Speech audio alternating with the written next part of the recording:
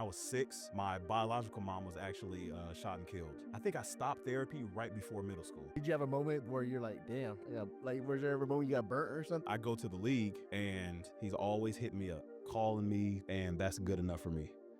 Welcome to City Sports Talk. I'm your host, Ron Marquez. Today's guest, he's from Las Vegas, Nevada. He went to Cheyenne High School.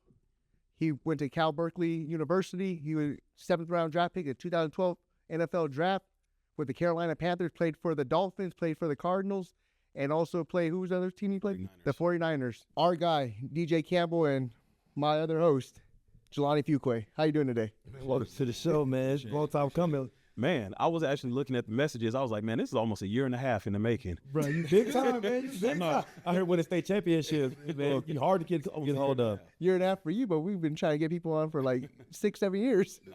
That's late. But yeah, so I mean, you're out here from Las Vegas. You went to Cheyenne High School. I mean, you're pretty much locally bred out here.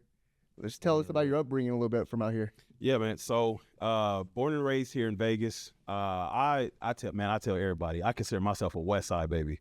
Okay, Yeah, I grew up on Martin Luther King and Cary. It was good times, man. It was good times. What middle school though?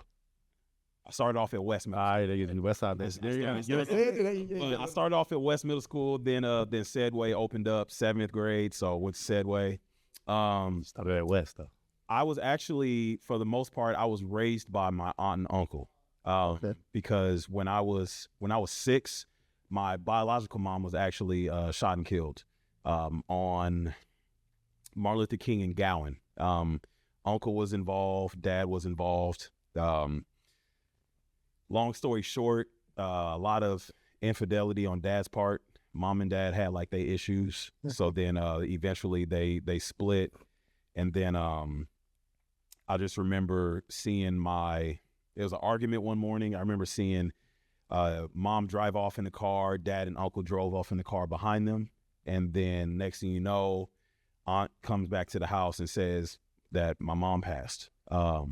So what witnesses say, dad was trying to like rear end my mom's car into rear end her off the road. Mm-hmm. He ended up being successful with that. Dad actually gets out the car, and I didn't know mom had a boyfriend at the time. I was 6. Yeah. So boyfriend and mom's boyfriend and dad start fighting. Mom gets out the car. Uncle gets out the car. Uncle has a pistol. Okay. Something happens, and then mom is shot and killed right there. And it's crazy. It was some kids across the street who was waiting for the bus to go to school, so they saw the whole thing. So then it was me, my younger brother, my older sister. We get taken in by my aunt Valencia, who was my mom's younger sister. So then from the time I was 6 on, I was raised by my aunt Valencia and my uncle Delaney, her husband, and they eventually had 2 kids of their own. Nice. So that's why I say there was 5 of us in the house. Like your brothers? Those are my brothers. I tell everybody, it's me, 3 other brothers, and my older sister. Oh. It was 5. And then so that happens with your dad. What ends up happening to your dad? He obviously was in prison, or dad went to prison. He was in prison from 96 until 2010, and I think uncle got out in like 2015, 16, somewhere around there. how's that relationship now, or is there even one? I tried. I tried. Did you really? I really did, bro. I really did. Yo. So crazy thing is when he got out in 2010, I was in college at Cal, and now mind you, I had not seen him since that day. Yeah. Because I didn't go visit him in prison or anything like that. I had not seen him, so he had not seen his namesake child, because we got the same name. Mm-hmm. He had not seen me since February 29th of 96. So you're a junior. Yeah. He saw me in June of 2010. And so he was in the Bay Area visiting his biological dad, who I had no idea lived in San Jose. Right there up the street from where you, right up the street from. Never knew. That's crazy. Never knew. So I invited him to a game that season. He came to the game. He came to the game when we played against UCLA. Sorry. He got to meet Joe Montana, because Joe Montana was at the game. Yeah. Legend. So my mindset was, I know that something tragic like happened, and okay, let me try and at least have some type of relationship with one living parent that I have. So then crazy, I go to the league and he's always hitting me up, calling me, texting me, all types of stuff. But he wasn't talking to my sister or my brother like that. And then I remember one day he texted me and said, bro, I'll never forget this. It was off season. I was with San Fran, and he texted me and said, hey, I'm glad to have been your father for the first 6 years of your life, and that's good enough for me. So he's pretty much just kind of cut ties at that point? Yeah, because I wasn't communicating up to his standards, communicating with him up to his standards. But you didn't really, I mean, you're a child. You didn't really know him after that. Bro, I told him straight up. I said, I don't owe you. But you owe that to him. But that's why I was going with it. You owe it to him. You didn't owe him that. Hey, but you want to know what's crazy? Though? I'm sitting there listening to this story. Bro, first of all, we 5 minutes in. We got deep quick. We went straight to it. But no, I'm glad you did, because like I met you. I first met him when I was 14. Miss Mubar. Remember? You know she's still teaching? No, she not. Yes, she is. I swear. Yeah. Listen, I was always the third black kid in class. she loved him and Lonzo. They was like the athlete. They was killing at this. She still looked the same. She looked like, but I don't think she even knew my name. But she's giving Twizzlers, all the candies, all those snacks. But the whole thing is, I'm glad you told that story, because that's like a rumor, like always going around school. Like no one ever I never heard the story from him himself, but everybody knew the story. They were like, don't call him by his first name, call him DJ. He don't like to be called by his dad's name. So we had every detail he just told. Everybody knew this story. Like you like a legend. It's like a legendary story around the school. And you like the number one athlete. So it's crazy for you to confirm that. And it's actually crazy. And just like how you just crazy that you say that, because around that time I was asking. So when I refer to my parents, my aunt and uncle Valencia and Delaney, I call them mom and dad. Okay. Because they raised me. Yeah. I asked my parents if I could change my name around that time when we was in middle school. Yep. And they told me no. They told you no? They told me no. I asked to change my name. I asked to change middle school? Yep. I asked to change my first name. They told me no. I asked to change my last name to my grandfather's name. They told me no. And so I was like, you got to carry that. And they made you carry. So did that have any type of negative effect on you growing up, like knowing that or hearing that your parents died at that age, or? It did. I was in therapy for a while. From I think I stopped therapy right before middle school. So from 6 till about 12, 13, something. Really? I stopped. I was in therapy that whole time. But I was I don't know, bro. I don't know how I'm wired, but I've always been the type like I'm going to do better than you. Yeah. However you were for me or what you weren't for me as a father, I'm going to do better than you. So it didn't harm me negatively in a major way, aside from things like mom's birthday, my birthday. Yeah. Things like that. But other than that, bro, I was motivated. Do you remember your therapy sessions? Do you remember the feelings during that time period? Not necessarily. You knew what you knew what was going on. You knew what was happening. You did. Yeah. Was it but you don't remember? So was it it seemed like it was normal? It was regular? Was it regular? Especially as a kid, especially you know that, and you know your parents. I don't know. There's never that's pretty. I don't know. Just compartment just part of it now. Yeah. Did you take therapy afterwards? After the league, now, especially now married and all kind of stuff. No. I do my own forms of therapy. I mean, it's cool if you don't. I mean, I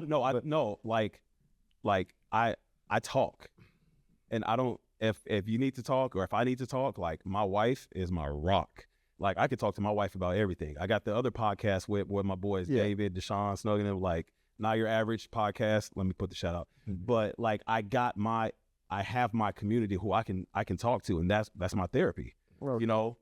It's also with my actions, the type of, now granted, I had my Uncle Delaney, who was my dad, growing up great, but biological, what I wanted my father to be, that's what I am to my kids. So it helps me mentally. So that's what I do, So you have a foundation, what you're trying to get to. Yep.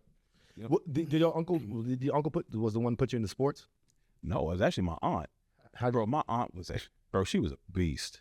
See, she was born and raised here. She's a West Side baby. Desert child. She was a 3-sport All-American in high school at Clark. Was she? Real? Damn. Yep. She was 3-sport All-American, but shortly before her high school graduation, she was shot and paralyzed. Man, what is going on, man? What is? She was shot and paralyzed, bro. So when she took us in, like immediately, my mom passed in February. She put us in sports in June. All right, so you're right at it. Right at it. Sports and academics was non-negotiables. Your mom and her sister both were shot? Mm-hmm. What? Yeah. All right, man. Yes. Crazy word. So she puts you in a sports. You go to Cheyenne.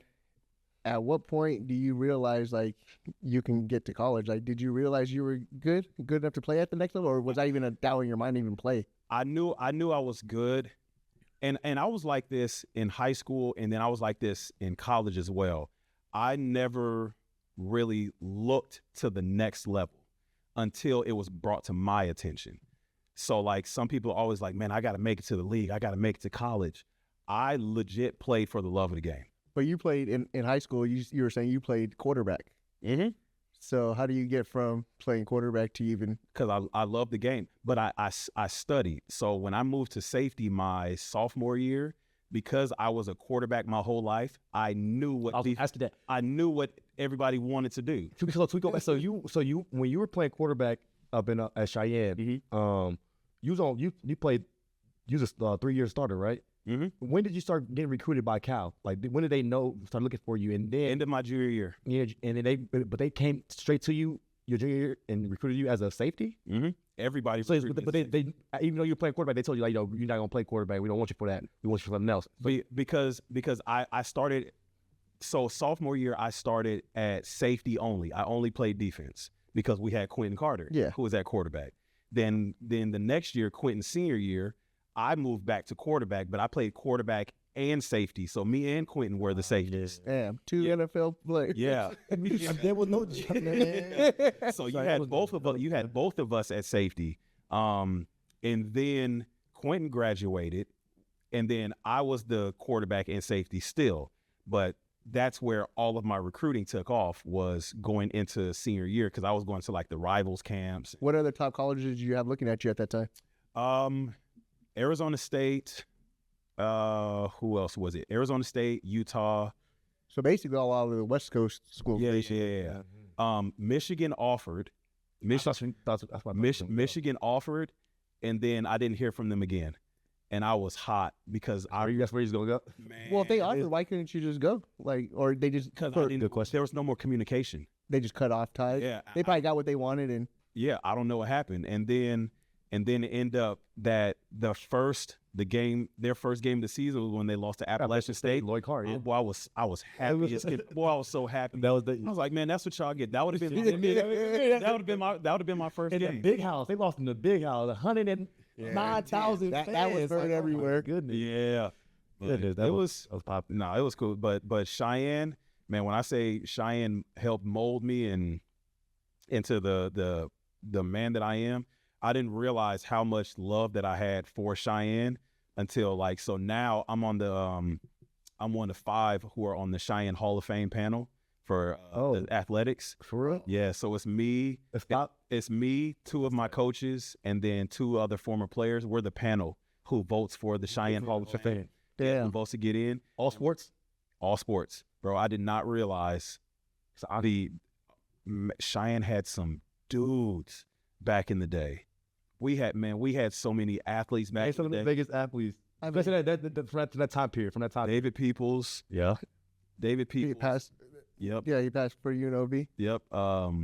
Lorenzo Wade. I remember Lorenzo. Eddie Hartwell. Lorenzo. Eddie Hartwell. And Hartwell, he did our first camp at Valley. That's the first camp they ever had there, and we went there for that. Tough. We had Deshaun Miles, Chancellor Davis, the whole 2003 basketball Where team. were y'all getting these athletes from? From out right down the street. Right down the In the street. Northwood, boys. Right down the street. You know, Vegas got the most athletes, special athletes right now. born in Las Vegas. That's like 118 professional athletes. Like Las Vegas is leading. Really? Yeah. But this is baseball, All sport. football, basketball, like tennis. I'm in the desert, bro. The desert's different. Yeah. And we back in the day, we had no pipeline. No one even knew like we existed, but we move about this and that. They still act y'all look at this. But We don't to them. but no, our class that era right there was what changed it. That's when everybody started coming in, getting That's why I said that getting cherry 04 picked. to like 07, 08. That's a base of it. Yeah. Even you can even do like 09 around there. They were I mean, even 2012 had That some whole players. block, that whole block. that whole era. whole block. Yeah, I mean, it was- Remember, it was- Kerwin's out that class. Yeah, well, not yet. yeah, Went yeah. to the Carolina or the Cardinals. I mean, Yeah, Kerwin. I was in Arizona with Kerwin. yeah. Oh, really? Yeah. Bro, you gotta stop. Damn. How was that when you guys see each other? You guys link up, or you guys know you guys are Vegas We players, haven't or seen what? each other in a while, but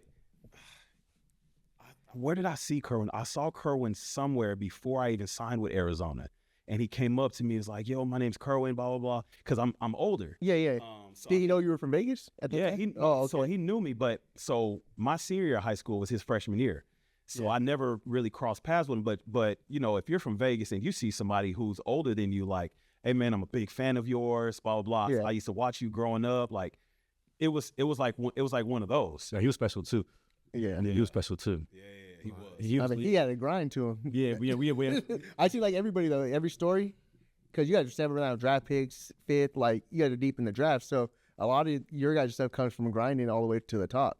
Yeah, it really does, and that's why I was like, going back to the point of like how I knew that I could play at the next level. Like I like college was not. it was easy. Nah, it wasn't on my mind like that because I just wanted to play.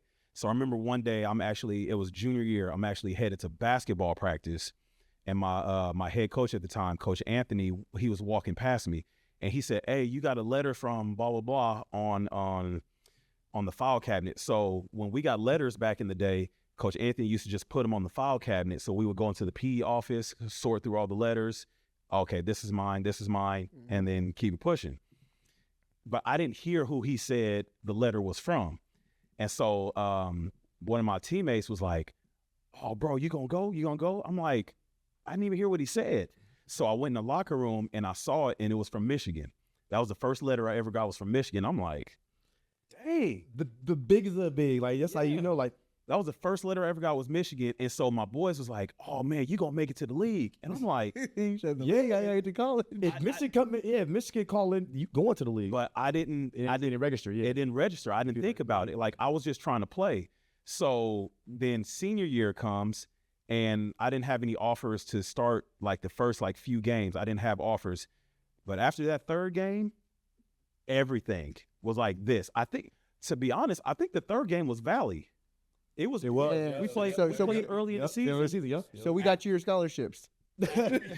After, I'm sorry. I'm telling you, hit the alley on us bro. That separation speed, bro. I ended up having like 30 something. You killed it. Yeah. Yeah, but the floodgates open, and then it was crazy how divine and everything works. So before I started high school, I wrote a list. I had a list. I had 2 lists on my door before I walked out of my room, and one list was schools that I wanted to go to just to go to school for academics, and one school is the schools that I wanted to go to for football. Bro, Cal was on both of them.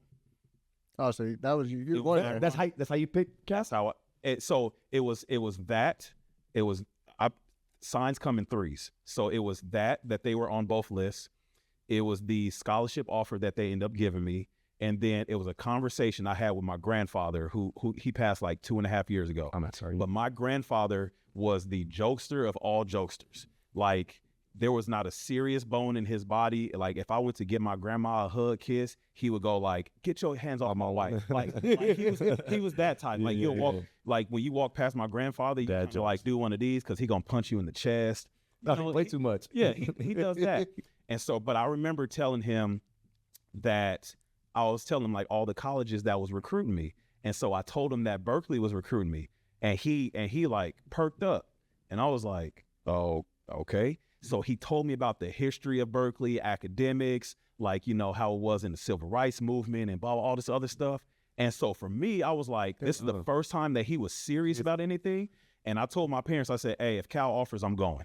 just because of what my grandfather said. And so when they offered me on Halloween my senior year, like a week later, I accepted. You accepted it. Yeah. And I knew I didn't take any visits. I was like, I don't. You didn't go to the campus? I committed before I even took a visit. How was your? Did you get any type of visits? Did you go on? That's the only one I went on.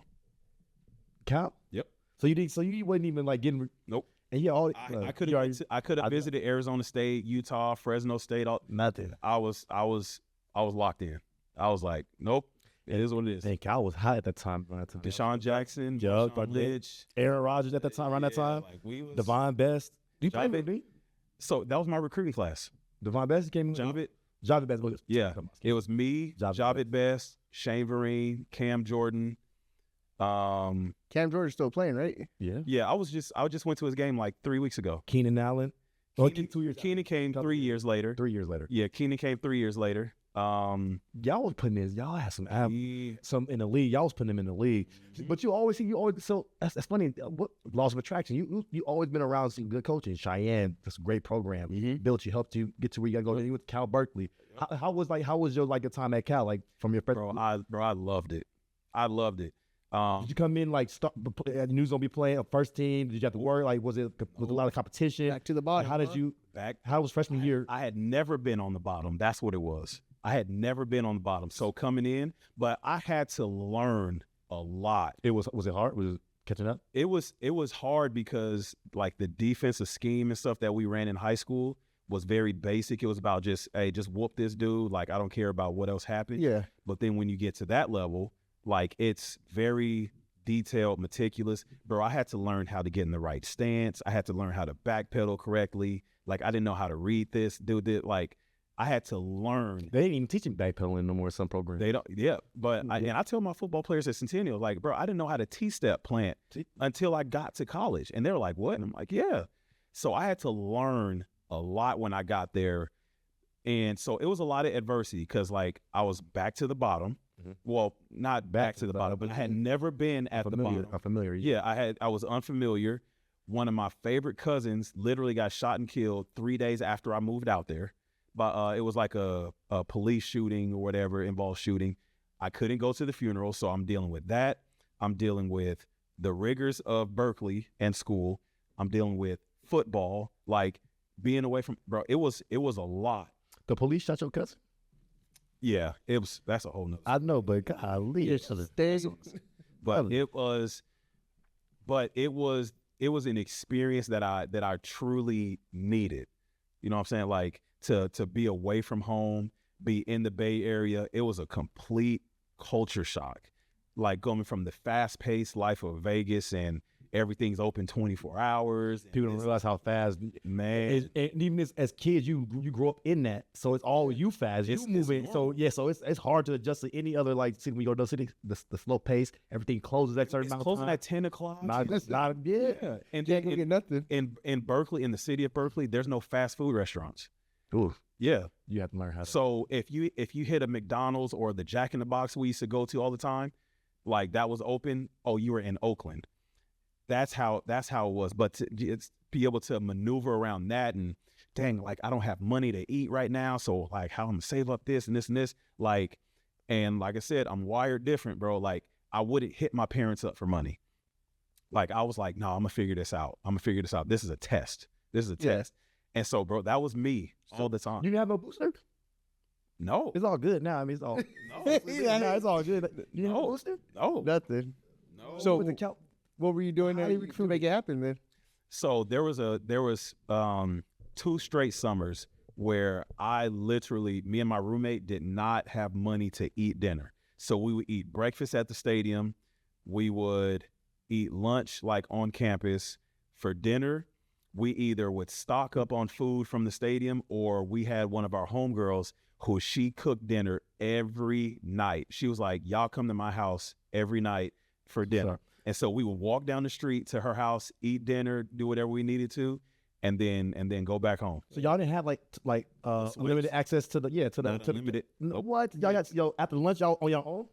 Essentially during the summer. How y'all put on all this weight and stay y'all training routines and load up, bro? Like before we left home, like burgers and pizza.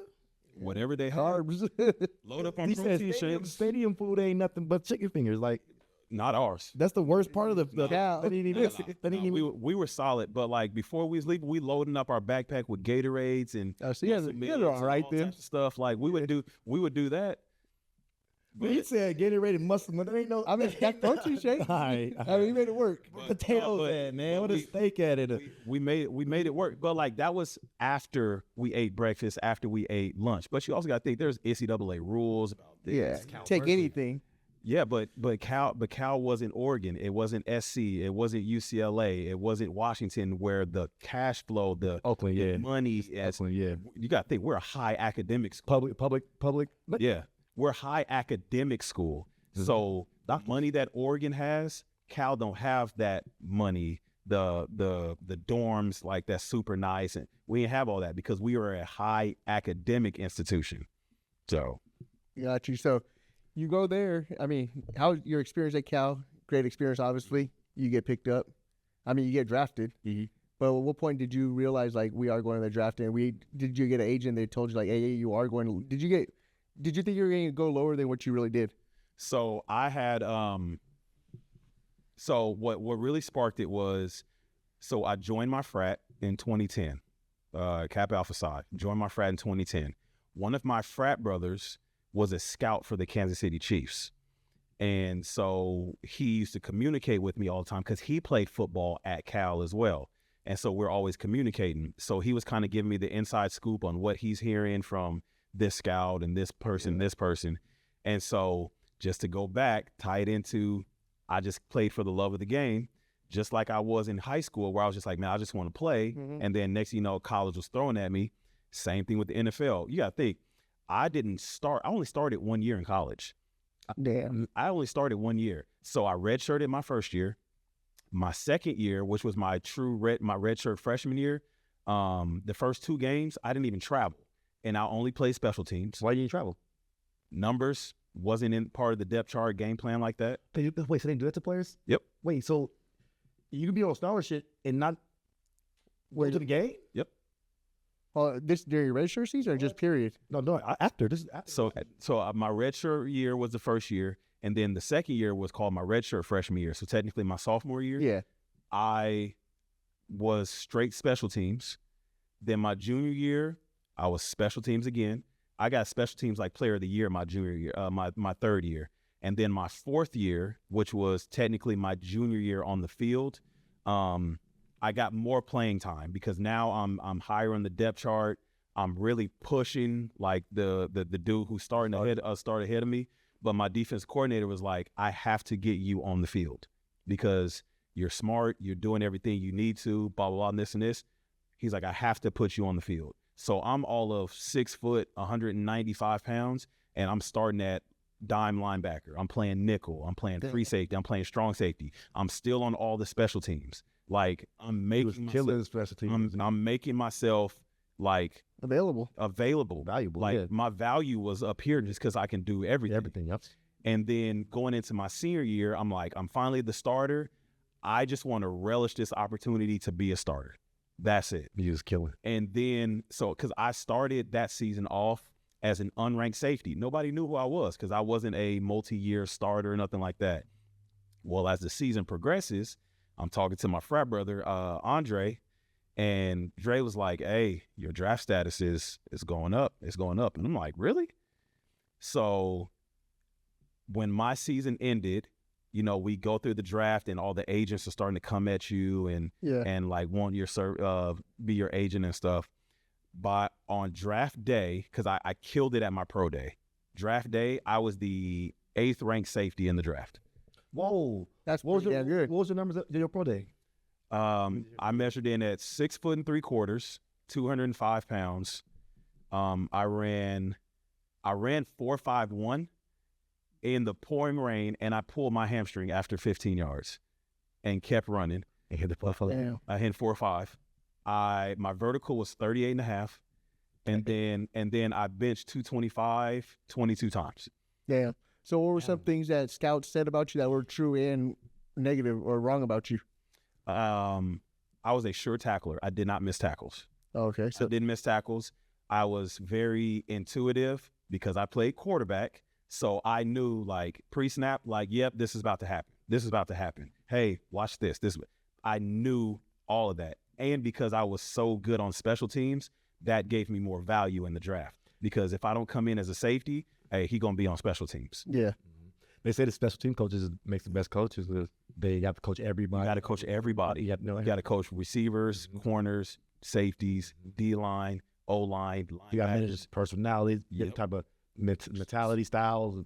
What was the projection they had you at going? Was it even at 7? No, I was according to Andre, I and my agent, I could have been drafted as high as 2nd round, but as low as 7th round. Okay. But if I would have been a 2-year starter, I probably would have been like a 2nd or 3rd round pick. Because they know they have the 1 year, they have enough tape on you. That thing's a supplier. That's the way to keep your money from you. That's all. That's all it is. They know. But, all you need is 1 good year. What you got drafted? I got drafted, man. Everything works for a reason. So where were you at when you got drafted? Were you out here or you? Yeah, I was actually at my parents' house. And I think round 1 of the draft, I was at like UNLV at like a step show. I was like, yeah, you knew you can't. I ain't going today. I ain't going today. And then the next day we were at my parents' house just watching again. And then I saw my boy Marvin Jones get drafted. Marvin Jones. Brian Anger, who's a Cowboys punter, he got drafted. Mike Kendricks got drafted 2nd round. Mitchell Schwartz, who was our offensive tackle, he got drafted from the same team. All from the same team. That's crazy. So you knew your time was coming. It's just a matter of when. And so I didn't know if I would be like a 5th round pick or something like that. So I'm like watching the draft, but like not really. So then Saturday comes, draft day, and I remember I woke up at like 7:30. Woke up at 7:30. Because you knew you get called today. It's on today. I woke up. I took a shower, I put a little something on my stomach, and I sat in front of the couch. Did the whole family get around, or was it a thing like you were having a party, or what? So not at the time. It was just like me, my parents, and my siblings. We were there. And so watching the draft started at like 9, so I'm glued to the TV. So then I'm getting text messages around like, no, that's what happened. Rewind. I get a call from a New Orleans number in the 5th round. And they're like, hey, this is such and such with the New Orleans Saints. We're going to take you with our next pick. And it was coming up like 2 picks later. And so I told my parents, because mind you, the year before that, my best friend, Cam Jordan, got drafted by the Saints. And so I'm telling them like, hey, we're going to go play with Cam again. They're like, oh, excited. So then we're standing in front of the TV and the pick comes in and it was another safety that got drafted. They took somebody else. They took some. I don't know if it was actually them and they got cold feet and picked somebody else, or if it was a prank call, because that happens during the draft. Oh yeah, people mess with you. People will find your phone number and they'll call you, say, "Hey, we're gonna draft you," and then they really don't. Maybe they was fighting between 2 people and another per GM one. The coach wanted you. Whatever it was. What round was that? 5th. Oh, okay. So my mom, my Aunt Valencia, she took a walk down the block. Like I went upstairs to their room and I laid for like the next like hour and a half. Thought it was over? Just staring at the ceiling. At that point, are you getting discouraged? Is like, man, you thought it was over? Because you're getting later in the draft. Yeah, I was discouraged. But then I start getting messages and phone calls from like, I got like the Lions call me, the Giants call me. One of the scouts from the Panthers was texting me because I met him at my All-Star game. So he's texting me. And so the Giants are like, hey, if you don't get picked up, we want you to come in for free agency. The Lions like, hey, if you don't get picked up, we want you to come in free agency. All while the guy from the Panthers is texting me the whole time. And he was saying like, I think we took a punter. We took Brad Nortman in the 6th round. The Panthers did. And so he was like, I remember texting him saying like, hey, if y'all want me, y'all better draft me. You told him that? I told him that. Damn. I wish I still had that text message. I said, y'all. And that's probably what got you drafted. Probably. Because they probably was going to try to offer you free agency too. I said, if y'all want me, y'all better draft me. So then the 7th round comes and he called me and he was like, DJ, what's going on, man? How you doing? I'm like, man, I'm all right. I'm just hanging in there. And he was like, all right, well, you don't have to wait no more because we're about to take you. And I remember verbatim, I said, hey, don't bullshit me, man. I said, the Saints just called me in the 5th round and said the same thing, and they didn't take me. He was like, nah. He's like, nah, we submitted your name. And he's like, you're about to be a Panther. Bro, so I ran downstairs. I'm in my socks. I almost Gotta hear the call. Bro, so I almost, Christmas came early. bro, I almost slipped going down the stairs because I'm in my Tears socks. ACL before you get to the camp. So my parents are downstairs, and then I'm telling them, I'm on the phone. I'm like, hey, we're going. And so they're like, what? They're like, where are we going? I was like, Carolina. They all start running through the kitchen, freaking out. So then I'm standing in front of the TV, and I'm looking, we're watching ESPN. So I'm looking at it, and he was like, oh, there goes your name right there. And I'm like, That's it. no, I'm like, bro, I don't see it. It was delayed. I don't see it. 10 seconds. They were on NFL Network. Oh. They were watching NFL Network, and we're watching it. I was like, man, I don't see it. Yeah. So then next thing you know, my name came across.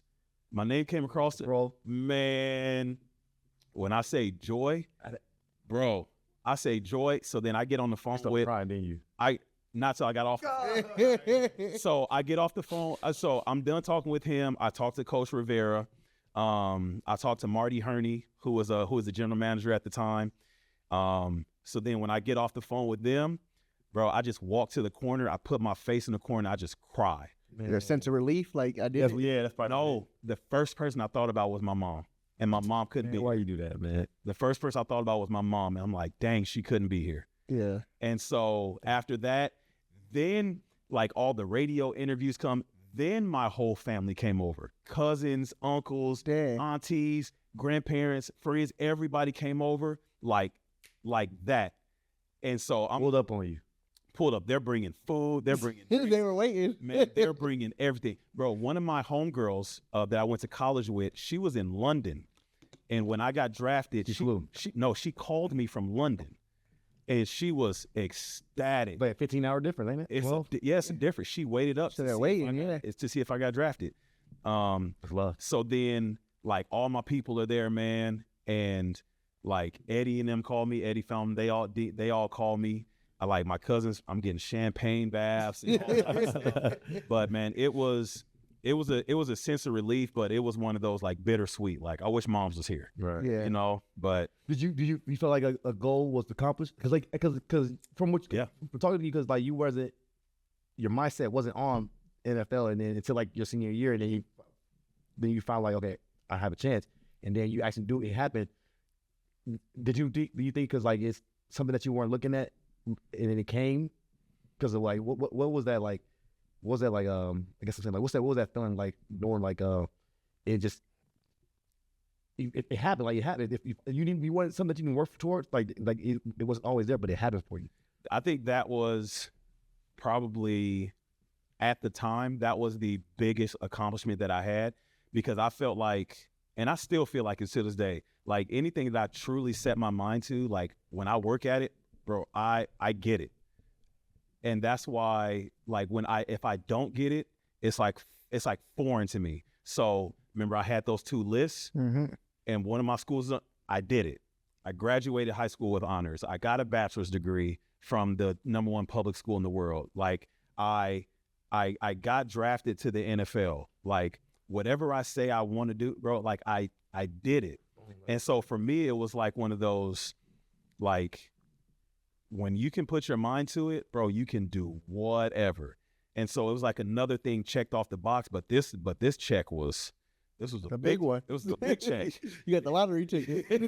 So when you get drafted, like what are you looking for next? Then like what's the boom? Like what's the Make a name for myself. So my next goal: go in, impress, make the 53-man roster. Made the 53-man roster. Eventually, I want to be a starter. Made it as a starter, and then once I made it as a starter, that's where reality hit. what was the biggest difference? What do you mean? I got cut. So. And this is the biggest lesson that I teach. It's the biggest lesson that I teach my football players now. And honestly, it's the biggest lesson that I've ever learned in my life up to this point, is that complacency is a killer of dreams. You got to replace it? I got complacent. So You feel like you made it? Yep. So the last probably like few games or whatever, almost half of my season, rookie season, I'm starting, you know what I'm saying? And going into the next year, I'm still starting. So I'm like, shoot, I got this. So, I've started. I played against Tony Gonzalez and Julio and Jimmy Graham and Antonio Gay. Like, I'm going against these dudes. But, bro, I'm on cruise control, like not really pushing. So you think you left your foot off the gas a little bit and I took didn't try as hard? And then we signed Mike Mitchell from the Raiders, who they were paying him more money, and they wanted him to be the starter. But I was making it hard. Eventually, I made it hard. Oh yeah. But so get rid of you, make it easy. If I would have never took my foot off the gas, maybe we don't sign Mike Mitchell. Maybe we don't do that. But they probably felt like they needed something else. Yeah. What was the biggest difference? Like, what was the biggest difference between that you noticed from your skill set, like from pros to the to college, that made you say, all right, I'm cool, I can take my phobia off. I ain't got to push it. It was not. It was the big difference. Like, what do you feel like? It was nothing. It was nothing skill set wise. It was nothing skill set wise. It was just a mentality of like, I think I'm solid. I think I'm good. I think I'm good. I'm here now. And then Fine. we played Pittsburgh, and I pulled my hamstring, right before halftime, and then the very next day I got cut. Damn. Yeah. Off an injury. Yo, rookie year, so you got opportunity. This was my second year. Oh, but can I became a starter in second year? The last part of my rookie year, and then going into my second. So I'm saying you got a chance in your rookie year to start. Like, not a lot of rookies, especially getting drafted in the 7th round, don't get no chance to get on the field, let alone become a starter and actually put some good tape out. Were you playing well during that time? I honestly think I was just like, go back and go ahead. I think I was playing well. Obviously there's some things like, and you also got to think some of the quarterbacks that I went against, some of the players that I went against, like being thrown into the fire. Like Phillip Rivers, Drew Brees, Matt Ryan, like Eli Manning. Yeah, right? Eli, it was, I was thrown into the fire, and I think that I'm holding my own. Yeah. Did you have a moment where you're like, damn, was there ever a moment you got burnt or something, or at that time? Oh, the last game my rookie year against New Orleans was a rough one. Damn. Drew Brees picked on me. Oh shit. He did, but as he should. Supposed to. Yeah. What'd your buddy say? I don't know. I think I was concussed half the game, to be honest. What you mean he picked on you? Like, give me what was he doing? Like, we were in cover 2 one time, and he's doing his pre-snap reads, and he looked at me. We made eye contact. He licked his fingers, and he did that, and I was like, oh, I see you like that. Yeah, like, but and so he threw a post, and I'm in good position. But me and the receiver, our feet tangle, and so we both fall to the ground. So you get the receiver caught the ball on the ground like this, and I was that was on you. I was like, bro, come on. You can't blame that one on you, bro. I got chewed out by my coach. That's lucky. My DB coach chewed me out. He's like, you got to make that play. I'm like, bro, we fell.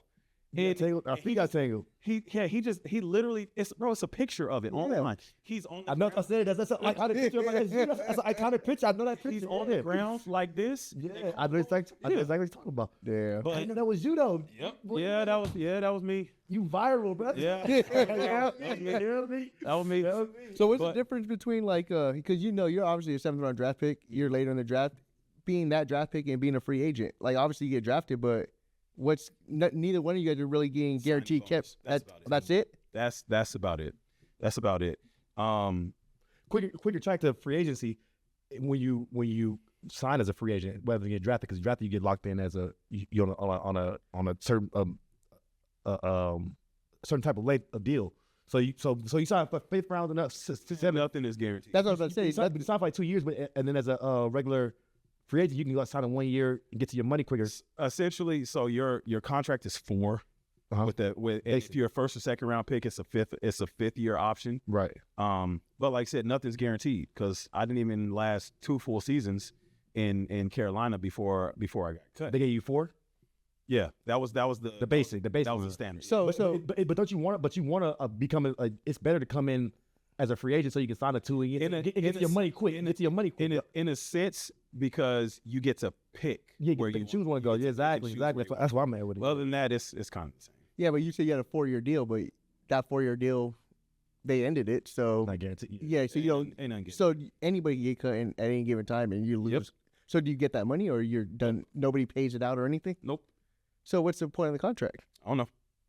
To be honest, Like, The draft is scam, bro. Like the draft is what is. it's different because like in basketball, you get traded, like they still honor The money. that. Yeah. Guaranteed, fully guaranteed. Yeah, it's fully guaranteed. They still honor that. That's why a lot of these guys in the NFL started holding out because they wanted the guaranteed money, yeah. contracts instead of just the. Because somebody got paid out even if you leave. Yeah, but yeah, man. Like back to like the whole complacency thing. Like I try and teach my boys, my players, even my own two sons, like never settle for wherever you're at. Now, granted, with that you have to learn to acknowledge like the small victories, because sometimes when you're trying to not be complacent, like when you have some type of victory, you're like, okay, what's next? Okay, what's next? Okay, what's next? No, yeah, I'm not going to celebrate that. What's next? What's next? You don't celebrate along the way because you're always looking forward to what's next. So with that, like You wasn't like that though, were you? I was, but when I got cut, that complacency stuff went out the window. I can honestly say I have never been complacent since I got cut. Like It lit a fire in you. It don't matter what it is. What's that feeling like once you get cut? Like you get cut from the Panthers, and is it like where I'm going next? I was depressed. I was depressed, but again, like I say, things happen for a I believe that things happen for a reason. So I get cut. I do an injury settlement. So I'm out there for a few weeks, rehabbing my hamstring, and then I come back here to Vegas, still rehabbing, but I'm trying to figure out what the next move is. Still talking to my agent and stuff, putting some feelers out. And so I'm not leaving the house because I'm like down. I'm kicking myself because I'm like, it's my fault that I got cut. Yeah. You know, Thinking it's over. I don't know. But then one of my uncles, my uncle Dante, he's only like a year and a half older. He was like, nephew, like, let's go out, let's have a drink, let's go hang out, blah, blah, blah, let's get you out the house. I'm like, all right, whatever, we'll go, we'll leave. So we go out and we go downtown and we go to Insert Coin. Oh yeah. We go to Insert Coin. Is that still around? Nah, they You know what I'm saying? That little they close it play down. video games, right, and all that. Yep. Who is at Insert Coin is my now wife. So Really? Yep. And we've been friends since middle school. Yep. So we've been friends since 6th grade at West Middle School. We went to Sedway together. She went to Canyon Springs. Like we've been like this. And you owe your uncle, Yeah, huh? we went out there and reconnected. Yep. Timing. So we dated we dated one time in college, like, but it was long distance. Like I was in Northern Cali, she was in Louisiana. We dated for like 6-7 months, and then like an idiot, I broke up with her, and she still gives me crap about it till this day. But we hadn't talked for about 9 months because she was engaged. I was in another relationship. Oh, So then we bump into each other at Insert Coin. I'm like, what you doing here? And I was like, hey, where's such and such at? She was like, oh, I called off the engagement. I was like, oh, okay. I was like, when? She was like, in March. okay, Monica Rice, love that. Oh, listen. So then she goes, oh, where's such and such at? I was like, oh, I broke up with her in March. And she was like, well, we've been together ever since. I broke up with her yesterday. We've been together ever since. So when I was with the Dolphins, when I was with the Niners, when I was with the Cardinals, she's been there. She was there with me the entire time. That's why I say I feel like everything happens for a reason. Yeah, Because it was you had to reconnect and get that. it was meant for me to reconnect. It was meant for me to get cut. It was meant for me to learn that lesson about complacency, because now, like, dude, when I say as a husband, as a father, as a coach, as a son, as a mentor, whatever, bro, I'm not complacent with anything. See, so I got my question now that I was trying to get out. I was trying to filibuster, trying to figure it out. Is it because you were so good at everything? Like you was just like, does that help you with your complacency? Because Yeah. that's how it feels like. Because like you really, everything was easy and flawless. It was natural. It was natural. flawless. The Michigan came, then Cal came, and then you got on the freshman year, got on the field, special teams, and then game started. Like it was really like it was natural. And your boy doesn't, hey, your stress start going up. Like you wouldn't like say it happened for you. Yeah. That added to the complacency because you just get. How do you keep yourself motivated then? Like how do you keep your like? Because I think my why became bigger. And what I mean by that is, like, it's not just about me. Like, I represent my mom, I represent my brother, I represent my community.